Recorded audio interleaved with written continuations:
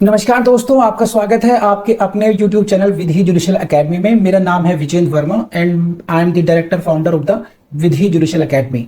We provide coaching for the judicial services exams, and through this video we are trying to reach out you to provide you full professional exam oriented coaching for the judicial services, and that is free of cost. We are going to provide you the entire foundation course including all the books, including all the details, whether it is required for the prelims or mains or for the guidance for the interview.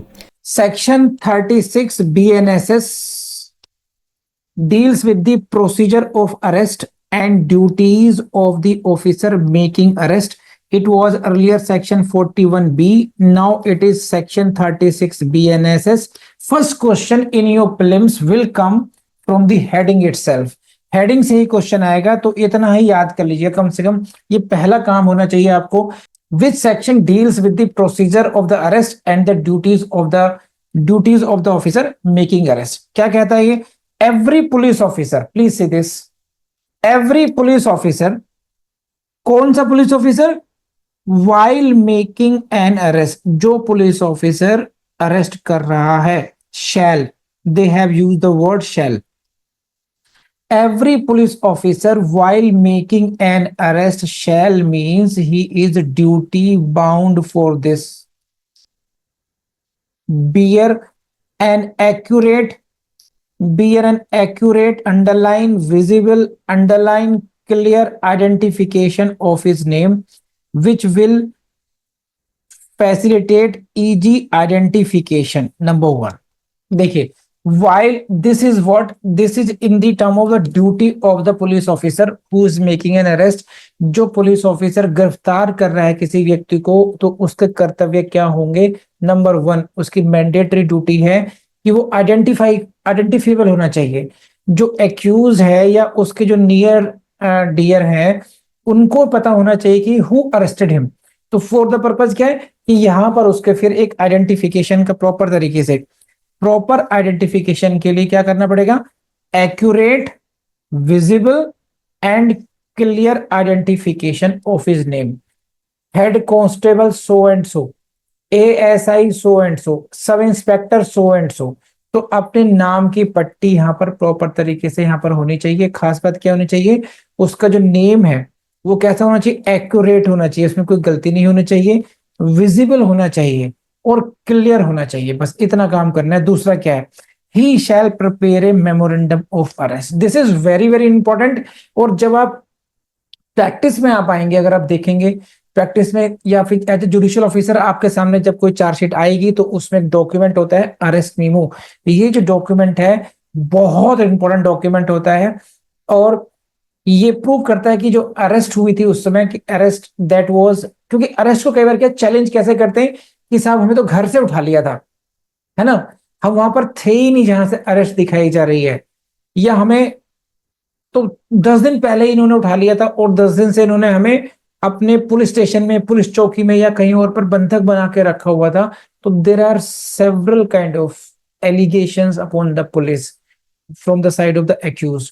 ऐसा होता है कई बार, और कई बार misuse भी होता होगा police के द्वारा। तो उसको एक डॉक्यूमेंटेशन करने के लिए और कहीं ना कहीं पुलिस की आर्बिट्रेरी पावर्स को चेक करने के लिए ये मैंडेटरी कर दिया गया है। क्या कर दिया गया है? ये ड्यूटी होनी चाहिए किसकी? Every police officer making the arrest. जो व्यक्ति, जो पुलिस ऑफिसर अरेस्ट कर रहा है, उसकी एक ड्यूटी होगी, क्या होगी? मेमोरेंडम ऑफ अरेस्ट को प्रिपेयर करना। इसको हिंदी आसान भाषा में बोलते हैं अरेस्ट मीमो। उसमें क्या क्या होगा?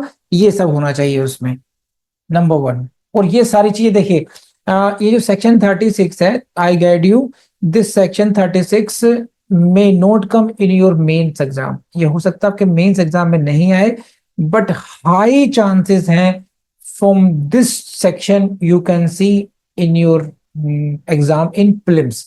आपका अगर आप जुडिशरी का प्रीलिम्स दे रहे हैं तो वहां पर आएगा, या फिर अगर आप कोई सा भी एग्जाम दे रहे हैं जहां पर ऑब्जेक्टिव क्वेश्चंस आ सकते हैं बीएनएसएस में, वहां पर ये आएगा ही आएगा। और कहां कहां से आएगा मैं मार्क करवा रहा हूं, तो आप प्लीज हाईलाइट कर लीजिएगा, वैसे के वैसे ही उसमें से ही काम चल जाएगा आपका। देखिए क्या है, attested at least by one witness.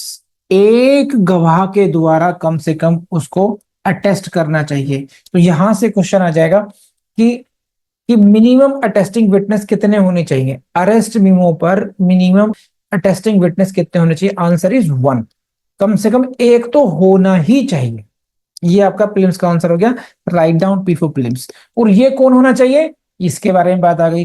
Who is a member of the family, member of the family of the person arrested. जिस व्यक्ति को अरेस्ट किया जा रहा है उस व्यक्ति का परिवार हो सकता है। अब यहां पर एक बात ध्यान रखना, यहां पर उन्होंने शब्द का याद किया। वरद भाई साहब ध्यान से देखिए, who is the family member of the person arrested, person arrested. जिस व्यक्ति को गिरफ्तार किया जा रहा है उस व्यक्ति के परिवार का किसी कोई एक मेंबर के उसमें साइन ले लेंगे। यहां पर जो शब्द यूज किया गया पर्सन अरेस्टेड यूज किया गया है, ना कि एक्यूज।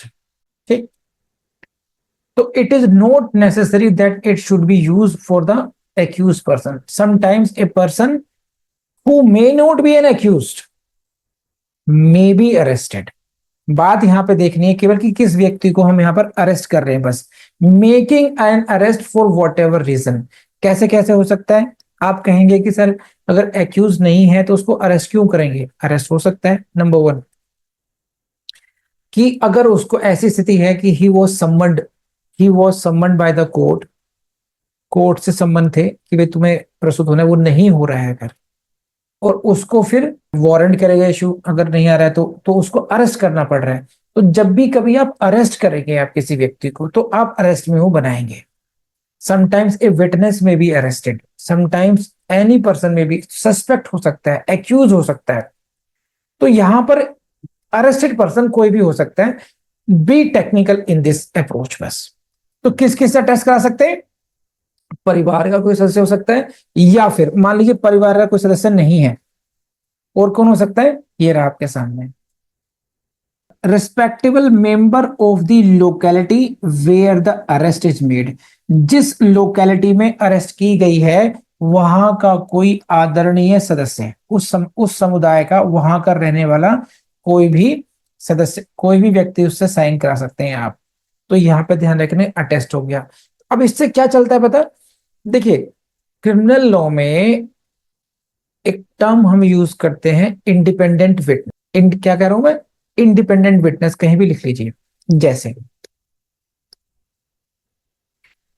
इन साहब को अरेस्ट करना है और 2-3 पुलिस वाले इसको अरेस्ट करने गए हैं।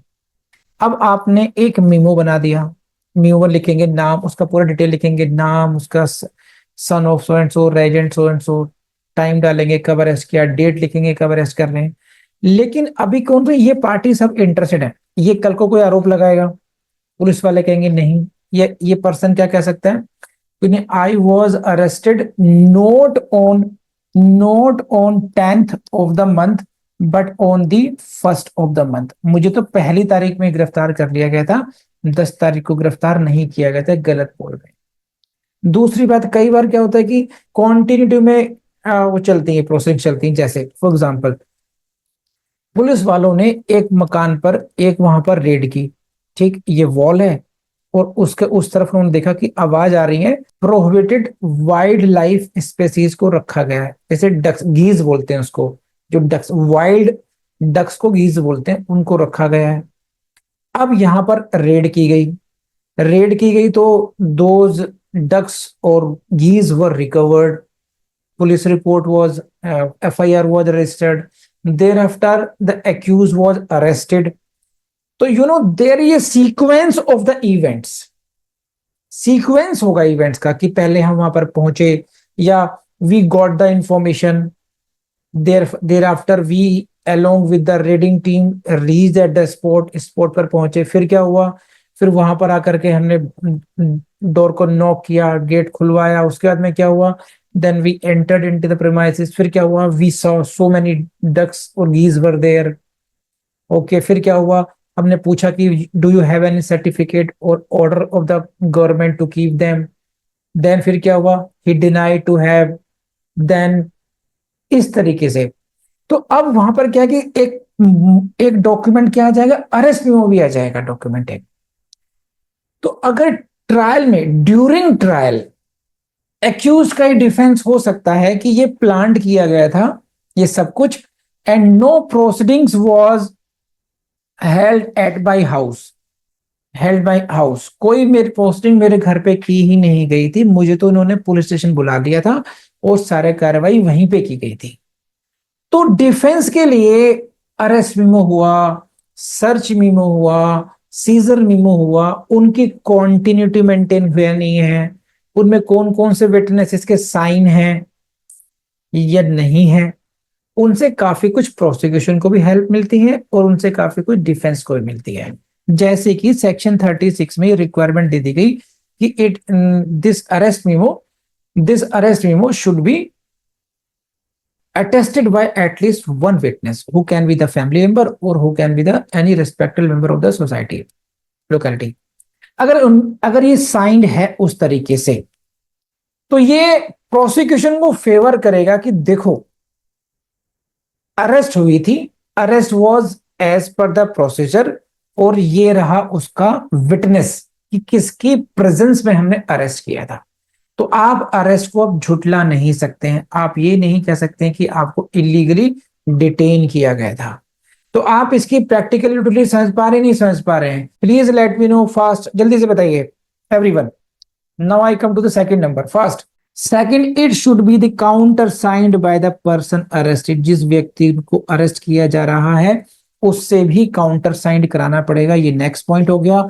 And then third C, what is C?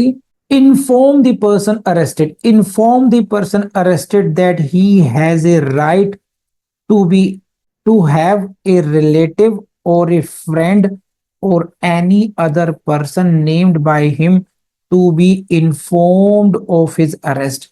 To inform to the person arrested। देखिए एक एक लाइन से क्वेश्चन बनता है प्रीलिम्स का। और यहां पर मैं आपको बता दूं यहां से मेंस में कैसे क्वेश्चन बनेगा, ये समझाता हूँ। देखिए आपने पढ़ा होगा जूरिस्प्रूडेंस में, आप सब लोग बहुत विद्वान लोग हैं, पढ़ेंगे पढ़ेंगे। Right and duty, right and duty these are correlative. अधिकार और कर्तव्य एक दूसरे के संपूरक हैं, एक दूसरे के कोरिलेटिव हैं, एक दूसरे से जुड़े हुए हैं। मेरा राइट आपकी ड्यूटी बनेगा, आपकी ड्यूटी मेरा राइट होगा, मेरी ड्यूटी आपका राइट हो सकता है। यहां पर पुलिस ऑफिसर की ड्यूटी क्या है, ये रही आपके सामने कि जो अरेस्टेड पर्सन है, the person inform the arrested person, inform the person arrested, जिस व्यक्ति को अरेस्ट किया गया है उसको सूचित करना। इन्फॉर्म द पर्सन अरेस्टेड, जिस व्यक्ति को अरेस्ट किया गया है उसको इन्फॉर्म करना, क्या कि उसके पास अधिकार है, ही हैज ए राइट, उस व्यक्ति को अधिकार है किस बात का, टू हैव इन्फॉर्म्ड। वो कौन, ए रिलेटिव और फ्रेंड और एनी अदर पर्सन, कौन कौन, इधर a relative number one option, number two और a friend, number three any other person named by him. उसके द्वारा दिया गया कोई भी व्यक्ति, या उसका रिश्तेदार हो सकता है, उसका दोस्त हो सकता है, या कोई अन्य व्यक्ति हो सकता है नॉमिनेटेड बाय हिम, क्या, to be informed of his arrest, कि उस जिसको ये सूचित कर दिया जाए कि देखो राजकुमार को गिरफ्तार कर लिया गया है, नायक अब पुलिस अरेस्ट में है, पुलिस कस्टडी में है, सो दैट कि अब जो वो रिश्तेदार है, जो वो दोस्त है, या वो अन्य व्यक्ति है, वो रिमेडियल एक्शन ले पाए। अगर वो फ्रेंड होगा तो he can inform to his parents, family को कि भाई इसकी बेल के लिए इंतजाम कीजिए, इसके लिए एडवोकेट का इंतजाम कीजिए, या कोई भी है ये ऐसा एफर्ट्स कर सकते हैं कि भाई उसको जेल में ना रहना पड़े, या उसको जितने भी लीगल राइट्स मिल सकते हैं उसको अवेल कर सकते हैं। तो यहां पर ड्यूटी किसकी बताई मैंने आपको, पुलिस ऑफिसर की। लेकिन साथ ही साथ में राइट भी है, राइट टू बी इन्फॉर्म्ड भी है।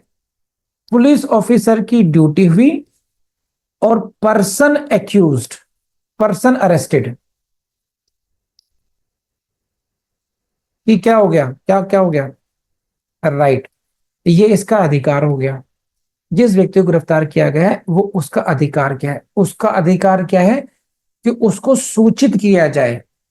पुलिस, जो पुलिस वाला है गिरफ्तार कर रहा है, उसके द्वारा उसको सूचित किया जाए कि भाई साहब आपके, आप चाहें तो अपने किसी रिश्तेदार को, आप दोस्त को या किसी अन्य व्यक्ति को जिसको आप चाहते हो उसको बता दो कि पुलिस वालों ने मुझे गिरफ्तार कर लिया है। ये क्यों किया गया है? ताकि सो दैट पुलिस की आर्बिट्रेरी पावर्स पर चेक लगाया जा सके, सो दैट कि जो इलीगल डिटेंशन से इंसान को बचाया जा सके। और ये सब किसके कंप्लायंस में है? Article 21 of the constitution which provides you the fundamental right of life and personal liberty, व्यक्ति के जीवन और देह एवं प्राण की स्वतंत्रता के लिए ये राइट मिला है आपको।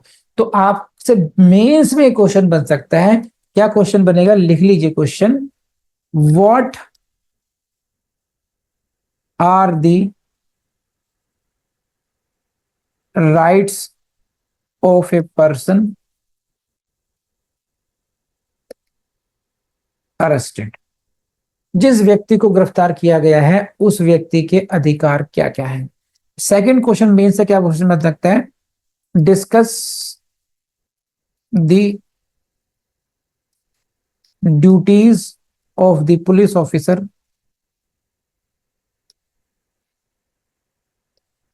Making arrest. मेकिंग अरेस्ट, जो पुलिस ऑफिसर गिरफ्तार कर रहा है उसके कर्तव्यों का वर्णन कीजिए। अब ये आपका क्वेश्चन बन गया मेंस का। ठीक, अब ये क्वेश्चन कैसा है? अब इसकी क्वेश्चन की नेचर समझ लेते हैं। जुडिशरी की कोचिंग का मतलब ही ये होता है कि आपको ये आइडिया हुआ, आपका मेंटल जो बेंट है, जो आपका इंक्लिनेशन है वैसा धीरे धीरे हो जाए। अब ये क्वेश्चन किस कैटेगरी में आएगा? देखिए क्वेश्चंस होते हैं दो कैटेगरी के, एक होता है डायरेक्ट, एक होता है प्रॉब्लम बेस्ड,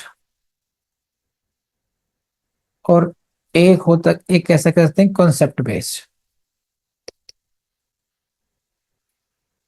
डायरेक्ट का मतलब है जहां फैक्चुअल इंफॉर्मेशन ज्यादा हो। तो इस इन क्वेश्चंस पे आप देखोगे यहाँ पर पॉइंटर्स में रटना पड़ेगा आपको। Follow number 1 right, number 2 right, number 3 right, और कौन कौन से सेक्शंस में राइट्स आ रहे हैं ये भी रटना पड़ेगा। तो पूरा जो चैप्टर है उसमें से किसी न किसी सेक्शन में कोई ना कोई राइट उसको मिल जाता है, तो सेक्शन नंबर रटना पड़ेगा, कौन सा अधिकार है वो रटना पड़ेगा, और उसका जो अधिकार होगा वही क्या बन जाएगा? लगभग वही पुलिस वाले की ड्यूटी भी बन जाएगा। आप मेरी बात समझ पा रहे हैं? तो आपको मेंस में क्वेश्चन अगर आया तो इस प्रकार से आएगा, डायरेक्ट क्वेश्चन आएगा। डायरेक्ट क्वेश्चंस में आपको क्या करना चाहिए? देखिए डायरेक्ट वाले क्वेश्चंस में मेरी टिप आपको ये है कि don't wait for the result of the prelims. Prelims का रिजल्ट का इंतजार करने की जरूरत नहीं है, आपको पहले से ही, अभी से ही इस वीडियो को या इस क्लास को अटेंड करने के बाद आपको वो सारे इसी डायरेक्ट इसका क्वेश्चन का एक आंसर, आप मॉडल आंसर आपको बना लेना चाहिए कि कौन कौन से पॉइंट्स में रटने हैं, और उसको रटना शुरू कर देना चाहिए। उसके दो फायदे होंगे, एक तो आपकी मेंस की तैयारी पहले से ही हो गई, सेकेंडली आपके प्रीलिम्स के लिए भी जो कंटेंट था वो आपके काफी अच्छे तरीके से याद हो गया, तो प्रीलिम्स में भी गलतियां होने के चांसेस बहुत कम हो जाएंगे। ऐसा करके रखेंगे तो देखना कि बहुत जल्दी आपको एक सक्सेस मिलेगी। तो आई बिलीव कि आप इन टिप्स को साथ में लिखते रहेंगे। आपको क्या करना है इसमें, इसको लिख लीजिए और याद करना शुरू कर दीजिए उसी के हिसाब से। अब मैं आपकी क्वेरीज ले लेता हूँ। व्हाट, ये क्वेरी है प्रीति की, what if arrest is made at a place where no family और रिस्पेक्टेबल मेंबर इज प्रेजेंट। ऐसा अब तब क्या होगा कि अगर वहां पर कोई भी मतलब इनका कहना यह है कि जो रिक्वायरमेंट है, ये वाली, ये जो रिक्वायरमेंट 36 रिक्वायरमेंट है, कि आपको उसके फैमिली मेंबर से और या किसी रिस्पेक्टेबल मेंबर से आपको अटेस्ट कराना पड़ेगा उसको। एकदम बात सही है। तो ऐसी दशा में आपको कोशिश कर सकते हैं, पुलिस वाले कह सकते हैं कि हमने इंडिपेंडेंट विटनेस ले सकते हैं, फिर पासर भाई को ले सकते हैं कि भाई साहब आप साइन कीजिए, आपके सामने होंगे।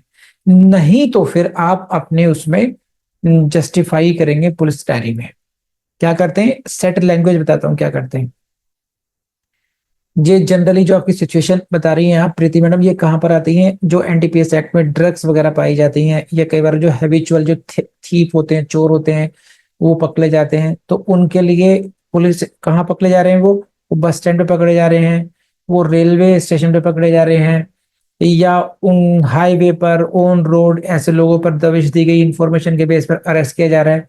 तो ना तो उनका कोई फैमिली ही नहीं होती 90% केसेस में, तो जो ऐसे इस फ्लो में आ चुके होते हैं, हैबिचुअल हो चुके होते हैं, तो ये भी नहीं, रेस्पेक्टेबल मेंबर भी नहीं मिलता उनको। तो ऐसे उसमें पुलिस फिर क्या करती है कि we asked so many passers by, हमने आते जाते लोगों से कई कई लोगों से रिक्वेस्ट किया, and they left citing their genuine reasons, अपनी जायज मजबूरी कह करके वो सब चले गए।